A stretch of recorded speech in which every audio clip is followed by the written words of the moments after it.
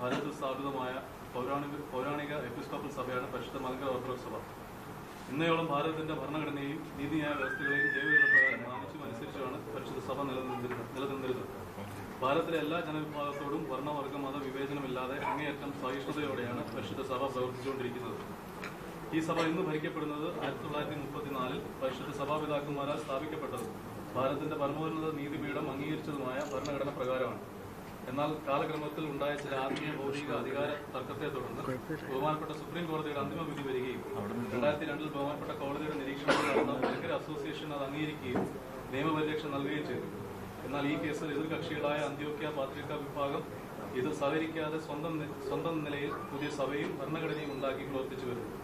കാലാകാലങ്ങളിൽ അധികാരത്തിൽ വരുന്ന സർക്കാരുകൾ ബഹുമാനപ്പെട്ട കോടതി വിധികൾ നടപ്പാക്കാൻ കൂട്ടാക്കാതെ പക്ഷപാതരഹിതമായി പ്രവർത്തിച്ചു വരികയും നിയമലംഘനങ്ങളെ മൗനമായി പ്രോത്സാഹിപ്പിക്കുകയും അത് ചെയ്യുന്നവർക്ക് വേണ്ട പരിരക്ഷ നൽകുകയും ചെയ്തു വരുന്നു. ആയതിന്റെ ഏറ്റവും ഒടുവിലത്തെ ഉദാഹരണമാണ് Kolenchery Saint Paul's and Saint Peter's പള്ളി സംബന്ധിച്ച് ഇന്നുണ്ടായിരിക്കുന്ന പ്രസിദ്ധി.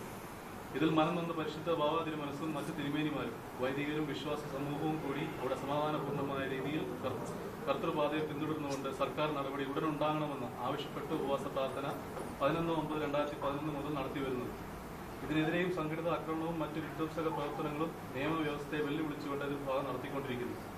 പരിശുദ്ധ ബാവ തിരുമേനിക്കും പരിശുദ്ധ എപ്പിസ്കോപ്പൽ സിനഡിനും സഭാ മാനേജിംഗ് കമ്മിറ്റിക്കും എല്ലാവിധ പ്രാർത്ഥനാപൂർണമായ പിന്തുണയും സഹായവും Abu Dhabi saint George orthodox youth movement ഇതിനാൽ വാഗ്ദാനം ചെയ്തു. ഒപ്പം ബഹുമാനപ്പെട്ട സർക്കാരുകൾ എത്രയും വേഗം ഈ പ്രശ്നത്തിന് ഒരു ശാശ്വത പരിഹാരം ബഹുമാനപ്പെട്ട കോടതി വിധി പ്രകാരം ഉണ്ടാക്കി നൽകണമെന്നും ഈ പ്രമേയം മുഖേന ആവശ്യപ്പെടുന്നു.